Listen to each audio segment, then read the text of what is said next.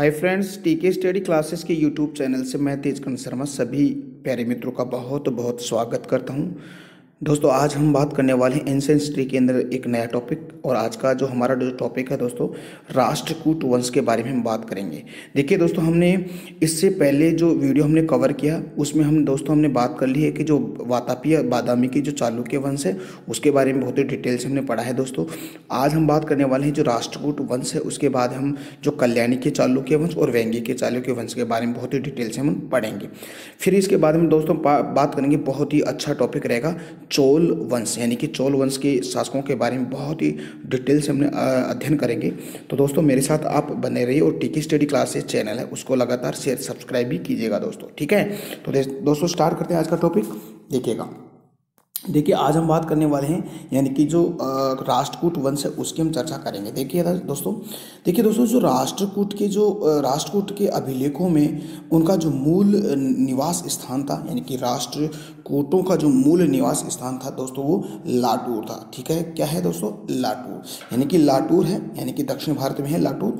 और लाटूर के अंदर एक जिला है, यानी कि बिदर को माना जाता है, यानी इसका लाटूर का जिला एक बिदर है, वहाँ पर जो राष्ट्रकूट वंश का मूल स्थान माना जाता है।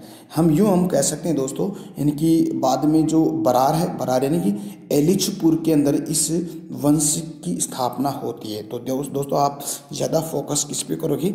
लाटूर पे करना है, ठीक है। देखिएगा आप, जो एलिचपुर और बरार है ना, और बिदर और लाटूर, इन सभी जो स्थान है वो एक ही स्थान है दोस्तों, एक ही जगह के स्थान है। तो आपको ज़्यादा फोकस लाटूर पे करना है कि लाटूर में ही राष्ट्रकूट वंश की स्थापना होती है। देखिएगा दोस्तों, जो राष्ट्रकूट थे यानी कि जो बादामी, यानी कि हम यूँ कह सकते हैं वातापी के चालुक्य के सामंत थे दोस्तों, ठीक है।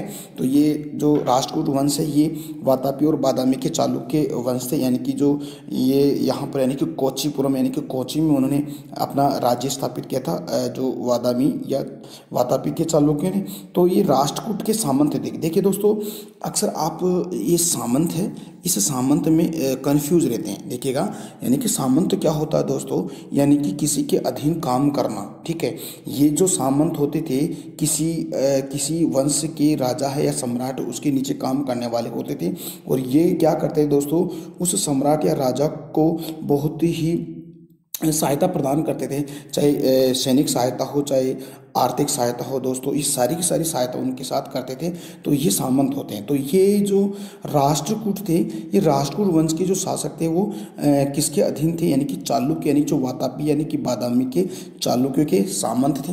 बाद में दोस्तों इनके ही सामंतों के द्वारा, यानी कि जो चालुक्यों की शक्ति का पतन होता है, तो ये अपने राज्य को स्थापित कर देते हैं, यानी कि वो अपने आप को स्वतंत्र घोषित कर देते हैं, ठीक है।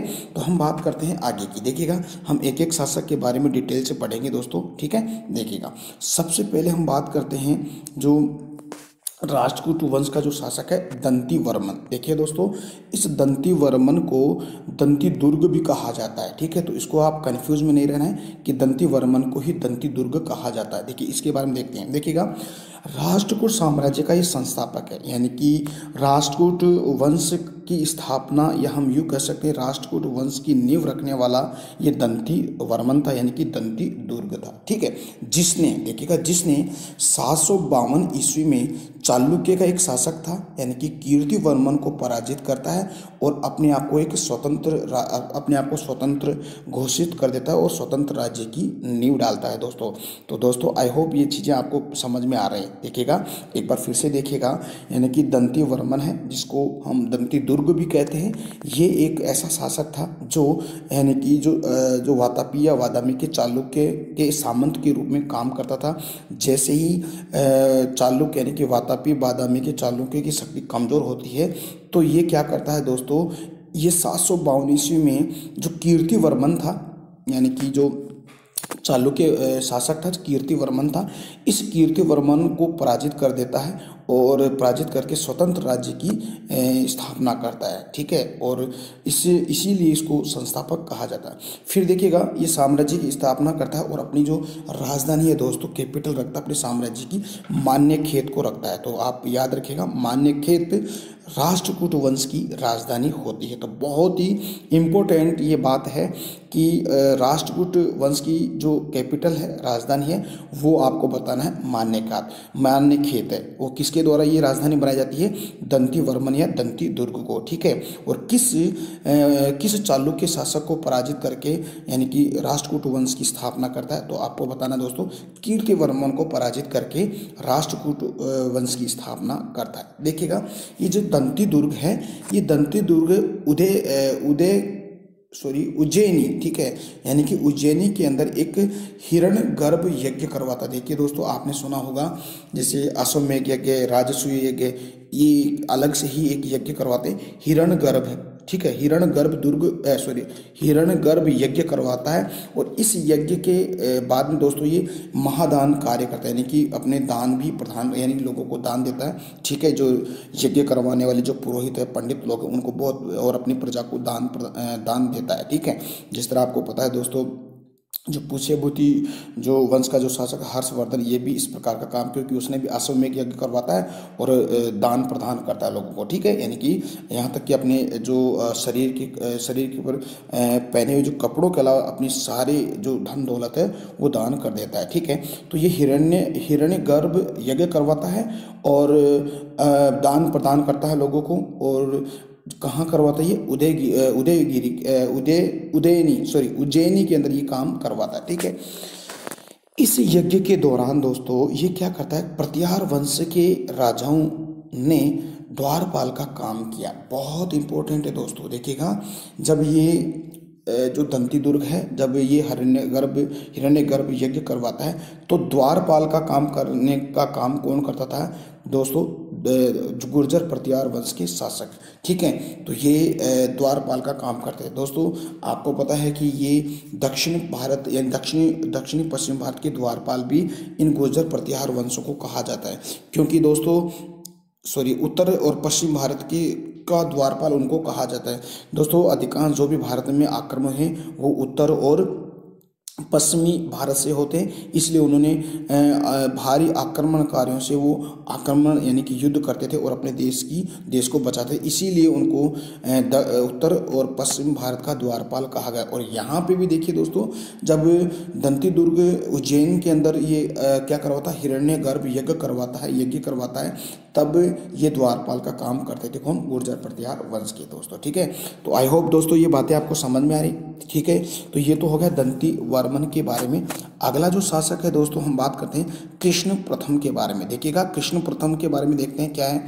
देखिएगा देखिए दोस्तों, कृष्ण जो प्रथम था, ये दंती दुर्ग या दंती वर्मन के बाद उसका जो चाचा है कृष्ण प्रथम 756 ईस्वी में वो शासक बनता है। दोस्तों आपने सुना होगा कि शासक यानी कि कोई राजा, उसका बड़ा लड़का या उसका छोटा लड़का शासक बनता। तो यहाँ पर तो दोस्तों यानी कि दंती वर्मन का चाचा फिर दोबारा यानी कि शासक बनता है अपने भतीजे की मृत्यु के बाद में, ठीक है। यानी कि कृष्ण प्रथम बनता है 756 ईस्वी में बनता है, ठीक है। जिसने बादामी, हम यूँ कह सकते हैं, जो वातापी के चालुक्यों के अस्तित्व को ही पूर्ण रूप से नष्ट कर दिया। यानी कि दक्षिण भारत से जो कोची है, कोचीपुरम से बादामी या वातापी के चालुक्यों का शासन था, उनके शासन को पूर्णतः अस्तित्व यानी कि उनके अस्तित्व को ही उसने नष्ट कर दिया और पूर्णतः उसने कोची पर अपना अधिकार कर लेता है। कौन?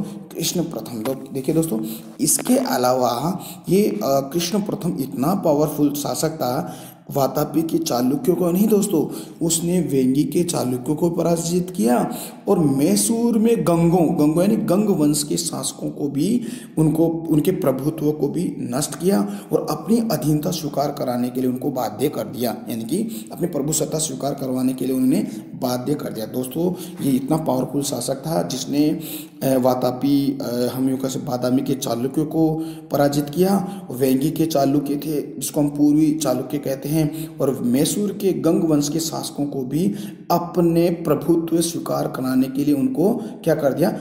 उनको नतमस्तक कर दिया और उनको इन्होंने अपनी उनकी प्रभुसत्ता स्वीकार उनको करनी ही पड़ी दोस्तों। किसको? यानी कि मैसूर के गंगों को और वेंगी के चालुक्य को। देखिए दोस्तों, इसने सबसे बढ़िया एक काम किया था, यानी कि जो एलोरा है, यानी कि एलोरा आपको पता है दोस्तों कर्नाटका में है। कर्नाटका के अंदर दोस्तों एक मंदिर का निर्माण करवाता है, कैलाश मंदिर का निर्माण करवाता है कौन? कृष्ण प्रथम करवाता है दोस्तों। तो दोस्तों ये तो हमने बात कर ली है, यानी कि जो कृष्ण प्रथम है इसकी हमने बात कर ली। देखिएगा इसके बाद में दोस्तों शासक बनता ध्रुव। देखिएगा ध्रुव, देखिएगा ये ध्रुव था, ये गोविंद सेकंड का पुत्र था, ठीक है। और उसने 780 में वो क्या करता है? शासक बनता है, राष्ट्रकूट वंश का शासक बनता है।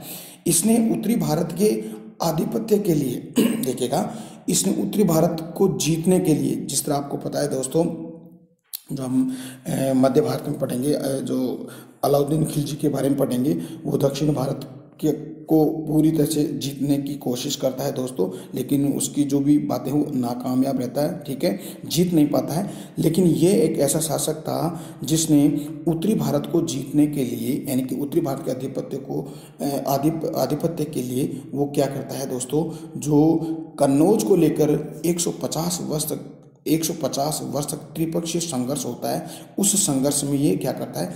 पार्टिसिपेट करता है और कुछ राजाओं को क्या करता है दोस्तों, यानी कि उनको पराजित करता है, ठीक है। यानी कि देखिएगा, यानी कि मौर्य वंश तक तो मगध को लेकर युद्ध होते थे, और देखिएगा फिर यहाँ यानी कि मगध का स्थान कौन ले लेता है? कन्नौज, ठीक है। कन्नौज यानी कन्नौज कहाँ है? उत्तर प्रदेश में, ठीक है। तो कन्नौज को लेकर फिर बाद में काफ़ी युद्ध होते हैं, यानी कि 150 साल तक त्रिपक्षीय संघर्ष होता है पाल वंश, गुर्जर प्रतिहार वंश और राष्ट्रकूटों के मध्य, ठीक है। तब ये गोविंद थर्ड का ये पुत्र होता है कौन? ध्रुव। ये क्या करता है दोस्तों, इस त्रिपक्षीय संघर्ष में हिस्सा लेता है और कुछ राजाओं को पराजित करता है। जैसे माने कि गुर्जर प्रतिहार वंश के एक शासक था दोस्तों, यानी कि वत्सराज। आपको पता है दोस्तों, इस वत्सराज ने ही सबसे पहले इस त्रिपक्षीय संघर्ष में पार्टिसिपेट करता है और पाल वंश के शासक धर्मपाल को वो पराजित करता है। तो देखिएगा इस ध्रुव ने इस गुर्जर प्रतिहार वंश के शासक वत्सराज को हराता है और ये कहाँ रहता? झांसी, यानी कि उत्तर प्रदेश के निकट इसको पराजित कर देता है, ठीक है। फिर दूसरा शासक पाल वंश का एक शासक था दोस्तों धर्मपाल। इस धर्मपाल को भी ये पराजित करता है और ये कहाँ करवाता है दोस्तों? गंगा यमुना के दोआब पर, ठीक है। तो ध्यान दीजिएगा, यानी कि गुर्जर प्रतिहार वंश का शासक वत्सराज को झांसी के निकट हराता है और पाल वंश के शासक धर्मपाल को गंगा यमुना के दोआब के आसपास उसको हराता है। देखिए दोस्तों, दोआब क्या होता है? देखिएगा, दो नदियों के मध्य जो एक बीच का स्थान होता है उसको हम दोआब कहते हैं, ठीक है। तो गंगा यमुना के दोआब को इस धर्मपाल को पराजित करता है, ठीक है, और कन्नौज पर अपना आधिपत्य स्थापित कर लेता है दोस्तों, ठीक है। देखिए दोस्तों, वैसे कन्नौज पर अधिकार वो कर तो लेता है, लेकिन कुछ समय के बाद में वो भी पराजित हो जाता है, ठीक है। तो मैंने कहा 3 वंशों के मध्य इस कन्नौज को लेकर 150 साल तक एक त्रिपक्षीय संघर्ष होता है, गुर्जर प्रतिहार वंश के मध्य, पाल वंश के मध्य और राष्ट्रकूट वंश के मध्य, ठीक है। तो देखते हैं आगे। देखिए तो उत्तर भारत में के अनेक सफल अभियानों के पश्चात ध्रुव ने अपने राज्य चिन्ह, देखिएगा इसने उत्तर भारत पर विजय प्राप्त कर ली और अनेक अभियान भी उसने किए और उन अभियानों में विजित भी रहता है दोस्तों। तो उसके पश्चात इस शासक ने कि ध्रुव ने राज्य चिन्ह पर अपने जो राजकीय जो चिन्ह होता था, ठीक है, उस राजकीय चिन्ह पर गंगा यमुना के प्रतीक के रूप में, यानी कि गंगा यमुना प्रतीक चिन्ह के रूप में वो बनवाता है, यानी कि अपने चिन्हों पर गंगा यमुना का प्रतीक चिन्ह क्या करता है? प्रतीक चिन्ह बनवाता है, ठीक है। तो गंगा यमुना का प्रतीक चिन्ह था कौन? राजकीय चिन्ह किसका? ध्रुव का, ठीक है। तो क्योंकि उसने उत्तर भारत पर अभियान किया और वो कहाँ तक, यानी कि कुछ समय के लिए वो सफल भी होता है, ठीक है दोस्तों। अब दोस्तों हम बात करते हैं, यानी कि हम बात करेंगे गोविंद थर्ड की बात अपन करते हैं, ठीक है। देखिएगा गोविंद थर्ड की बात अगर करें, देखिएगा इसकी जानकारी का जो हमें स्रोत मिलता है, यानी कि एक संजन ताम्रपत्र है, यानी कि एक संजन ताम्रपत्र है। इस संजन ताम्रपत्र के अनुसार जो गोविंद थर्ड था, इस गोविंद थर्ड ने हिमालय तक अभियान किया था आपको पता है दोस्तों, इसके पिताजी थे ध्रुव ने तो उत्तरी भारत पर अधिकार कर लिया, उत्तरी भारत पर अभियान किया है, तो उसी के पद चिन्हों पे चलेगा उसका बेटा, यानी कि गोविंद थर्ड। ये क्या है दोस्तों, यानी कि ये हिमालय उत्तर भारत से और भी ऊपर चढ़ाई की, यानी कि हिमालय तक के उसने सैनिक अभियान किए, ठीक है। और हिमालय तक अभियान करने के साथ साथ उसने दोस्तों देखिएगा पल्लवों को पराजित किया, पांड्यों को पराजित किया, केरल के और गंग वंश के शासकों, यानी कि जो मैसूर के जो गंग वंश है, उन गंग वंश के शासकों को पराजित करके उनके संघ को ध्वस्त कर दिया, क्योंकि उनकी यूनिटी थी, ठीक है, एक यूनियन बना रखी थी उन्होंने, पल्लव, पांडे, केरल और गंग वंश के शासकों के द्वारा। तो इनकी यूनिटी को उसने भंग किया, यानी कि उसके संघ को उसने ध्वस्त कर दिया। इसके साथ ही दोस्तों गोविंद थर्ड ने मालवा, देखिएगा मालवा, कौशल और कलिंग के राजाओं को भी वो पराजित करता। तो देखिएगा ये कितना पावरफुल हो सकता है, जिसने पाल वंश के शासकों को हराया, जिसने पांड्य वंश को, केरल गंग वंश के शासकों, मालवा के, कौशल और कलिंग के राजाओं को उसने हरा दिया। तो आप इसका अनुमान लगा सकते हो कि ये यानी कि गोविंद थर्ड और भी पावरफुल शासक था, ठीक है। तो इसकी जानकारी हमें दोस्तों कहाँ से मिलती है, एक संजन ताम्रपत्र है, इससे हमें ये जानकारी मिलती है, ठीक है दोस्तों। बात करते हैं आगे, यानी कि उसने पाल वंश के शासक यानी कि धर्मपाल को भी पराजित करता है और गुर्जर प्रतिहार वंश के शासक नागभट्ट द्वितीय को भी पराजित करता है दोस्तों, ठीक है। तो आई होप डियर फ्रेंड्स ये बातें आपको समझ में आ रही है, ठीक है। हम चर्चा करते हैं अगले शासक की दोस्तों, ठीक है। देखिए आगे बात करते हैं। देखिए दोस्तों, फिर इसका उत्तराधिकारी बनता है अमोघ वर्ष, ये भी देख लीजिएगा, यानी कि राष्ट्रकूट वंश का सबसे प्रतापी, सबसे महान शासक अमोघ वर्ष था, बहुत ही इंपॉर्टेंट है, तो इसको याद रखिएगा। देखिएगा ध्रुव के बाद में गोविंद थर्ड, इससे भी बढ़कर शासक बनता है अमोघ वर्ष। ये राष्ट्रकूट वंश का सबसे महान और प्रतापी शासक था। और दोस्तों जब ये शासक बनता है तो ये अल्प वयस्क रहता है, यानी कि इसकी उम्र बहुत कम रहती है, लेकिन ये कर्क नामक शासक के संरक्षण में ये शासन करता है दोस्तों, ठीक है। देखिएगा ये बड़ा विद्वान भी था, कूटनीतिज्ञ, राजनीतिज्ञ भी था, ठीक है। और इस अमोघ वर्ष ने अपने एक खुद स्वयं एक रचना, एक ग्रंथ लिखता है, कविराज मार्ग। इस कविराज मार्ग के रचयिता कौन होते हैं, स्वयं अमोघ वर्ष होते हैं। तो देखिएगा यानी कि युद्ध नीति में कुशल, पॉलिटी यानी कि राजनीति में कुशल, और कूटनीति में यानी कि चतुराई में बहुत ही कुशल थे, लेकिन इसमें विद्वता भी थी। इसने कविराज मार्ग एक नामक ग्रंथ लिखा दोस्तों। यह एक ग्रंथ था, कन्नड़ लैंग्वेज में था, ठीक है, कन्नड़ भाषा में ये ग्रंथ था, ठीक है।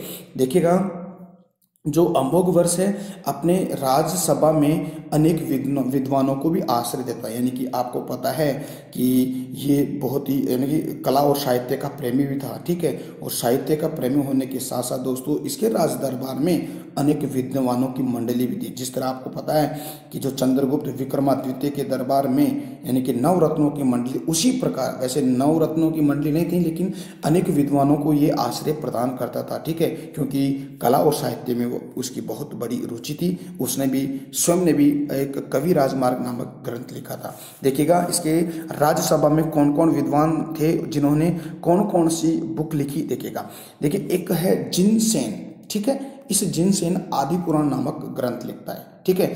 और एक है महावीराचार्य, ये महावीराचार्य गणित शास्त्र संग्रह नामक एक किताब लिखता है। तो दोस्तों ये आप याद रखना। देखिएगा कविराज मार्ग स्वयं अमोघ वर्ष के द्वारा, और आदि पुराण जिनसेन के द्वारा, और गणित सार संग्रह महावीराचार्य के द्वारा लिखी जाती है, ठीक है। देखिए दोस्तों जो अमोघ वर्ष था ये जैन धर्म का उपासक था, किंतु देखिए दोस्तों यानी कि ये ऐसा शासक था जो हिंदू देवी देवताओं को भी मान्यता देता था, यानी कि हिंदू देवी देवताओं को बहुत मान्यता प्रदान करता था। यानी कि वैसे तो ये जैन धर्म का पोषक था, लेकिन सभी धर्मों को समानता की दृष्टि से वो देखता था, ठीक है। देखिए इस अमोघ वर्ष की तुलना गुप्त शासक चंद्रगुप्त द्वितीय विक्रमादित्य के समान की जाती है, ठीक है। तो जैसा चंद्रगुप्त द्वितीय द्वितीय विक्रमादित्य वैसा ही यानी कि राष्ट्रकूट शासक अमोघ वर्ष था। ठीक है, तो ये आप याद रखिएगा। देखिए दोस्तों, हम बात करते हैं इंद्र थर्ड की बात अपन करते हैं। देखिएगा, इंद्र थर्ड की बात अगर हम करें दोस्तों, तो देखिएगा इंद्र थर्ड है, ये गुर्जर प्रतिहार शासक महिपाल को पराजित करता है और 915 ईस्वी में कनौज की लूट के बाद यह और भी अधिक प्रसिद्ध हो जाता है। यानी कि जब गुर्जर प्रतिहार शासक महिपाल को पराजित करने के बाद में 915 ईस्वी में जो कन्नौज था, उस कन्नौज को खूब लूटता है। और इस लूट के कारण, क्योंकि एक सेंट्रल था कन्नौज और बहुत ही संसाधन पूर्ण था, तो उसको लूटता है, अपार धन संपदा ये प्राप्त करता है। इसीलिए इसकी जो प्रसिद्धि है बहुत बढ़ जाती है, किसकी? इंद्र तृतीय की। ठीक है, देखिए इंद्र तृतीय के समय में भारत में एक अरब यात्री आया था, अल मसूदी आया था। तो ये सबसे इम्पोर्टेंट है दोस्तों, यानी कि इस इंद्र तृतीय के अंदर ये आपको याद करना ही पड़ेगा कि इंद्र थर्ड के समय भारत में कौन सा अरब यात्री भारत की यात्रा पर आया था। तो दोस्तों अल मसूदी बताना है। ठीक है, तो याद रखना है, ये क्वेश्चन बनता है। ओके, बात करते हैं आगे। अब देखते हैं कृष्ण तृतीय शासक बनता है। देखिएगा, कृष्ण तृतीय है, ये तृतीय की जो उपाधि है बहुत ही अजीबोगरीब है। देखिएगा, अकाल वर्ष, आपने कभी सुना होगा अकाल वर्ष उपाधि? नहीं। तो अब सुन लीजिएगा कि कृष्ण तृतीय है, उसने अकाल वर्ष की उपाधि धारण करता और एक है तंजम कौंड की उपाधि धारण करता। देखिएगा, तंजम कौंड की उपाधि क्यों धारण करता? क्योंकि उसने तंजन कोड की उपाधि क्यों धारण? इसने कांची और तंजौर को विजय प्राप्त करता है, यानी कि कांची और तंजौर की विजय प्राप्त करता है। तत्पश्चात उसने तंजन कोड की उपाधि धारण करता है। इसका मतलब होता है, यानी कि तंजन कोड की उपाधि धारण करता है, इसका मतलब होता है कांची और तंजौर का विजेता, ये उपाधि धारण करता है कृष्ण थर्ड दोस्तों। ठीक है, देखिए दोस्तों, कृष्ण थर्ड के बारे में और बातें करते हैं। आपको यहाँ पे याद कर, अकाल वर्ष उपाधि और एक तंजम कोड की उपाधि धारण करता है। क्यों उपाधि करता है धारण? क्योंकि कांची और तंजौर को जीत लेता है, इसकी खुशी में ये उपाधि तंजम कोड की उपाधि धारण करता है। देखिएगा, इसके बाद में और बात करते हैं। देखिए दोस्तों, ये जो कृष्ण थर्ड है, ये कृष्ण थर्ड चोल नरेश, देखिएगा एक चोल शासक था, मैंने कहा। अब इसके बाद में यानी कि कल्याणी के चालुक्य, वातापी के चालुक्य पश्चात एक बहुत बेहतरीन टॉपिक रहेगा चोल साम्राज्य। बहुत ही गजब टॉपिक है और आपको बहुत मज़ा भी आएगा दोस्तों इसको पढ़ने में। तो देखिएगा, कृष्ण थर्ड यानी कि कृष्ण थर्ड ने जो चोल नरेश था, परांतक, इसको याद रखिए, परांतक फर्स्ट को परास्त कर चोल राज्य की उत्तरी भाग पर वो अधिकार कर लेता है। यानी कि जो चोल साम्राज्य का उत्तरी जो हिस्सा था, ठीक है, नॉर्थ वाला, उस नॉर्थ वाले हिस्से पर ये कृष्ण प्रथम अधिकार कर लेता है। किसको हराकर? परांतक प्रथम को हराकर उसको चोल राज्य के उत्तरी भाग पर अधिकार कर लेता है। देखिएगा, जो इनकी सेनाएं थी, किसकी सेनाएं? कृष्ण थर्ड की सुदूर दक्षिण तक गई, यानी कि दक्षिण भारत तक वो चली जाती है।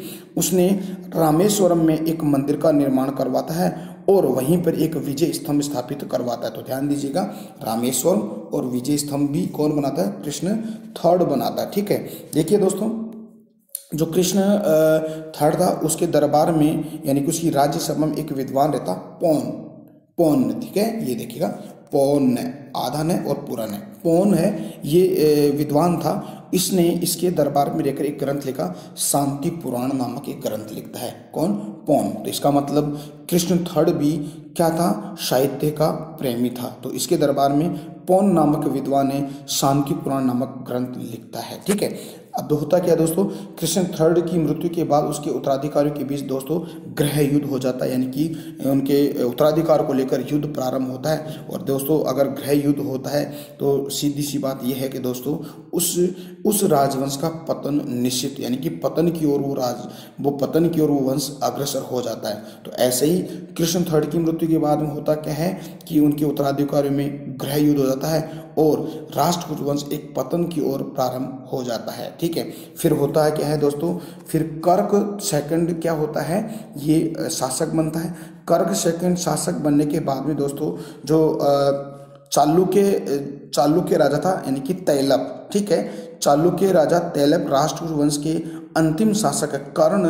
कर्क सेकंड को परास्त करके राष्ट्रकूट राज्य पर अधिकार कर लेता है और 973 ईस्वी में फिर दोबारा से कल्याणी के चालुक्य वंश की स्थापना हो जाती है। दोस्तों एक बार यानी कि जो आपको पता है कि जो वातापीय वल्लभ के चालुक्यों का अंत हो जाता है, फिर दोबारा से यानी कि चालुक्य अपनी स्थिति को मजबूत करके दोबारा से अपने राज्य की स्थापना करते हैं। ठीक है, तो फिर दोबारा कहाँ करवाते हैं, कल्याणी के चालुक्य वंश हो जाता है, जिसको हम उत्तर पश्चिमी के चालुक्य हम कहते हैं। ठीक है, तो दोस्तों अगर आपको वीडियो अच्छा लगा तो दोस्तों प्लीज़ अपना जो ये टीके स्टडी क्लासेस चैनल है, इस टीके स्टडी क्लासेस के चैनल को, इसके लिंक को अपने फ्रेंड सर्किल, अपने किसी भी लाइब्रेरी ग्रुप हो या एजुकेशन ग्रुप हो वहाँ पर शेयर कीजिएगा। साथ ही दोस्तों इस चैनल को सब्सक्राइब भी कीजिएगा। सब्सक्राइब करने के पश्चात दोस्तों बेल आइकन आता है, उस बेल आइकन को प्रेस कीजिएगा ताकि यहाँ से जो भी नया वीडियो अपलोड करूँ उसका नोटिफिकेशन आपके पास तुरंत आए। तो दोस्तों हम कल फिर मिलते हैं एक नए टॉपिक के साथ, तब तक के लिए मेरे को इजाज़त दीजिएगा। नमस्कार, जय हिंद, जय भारत, टेक केयर।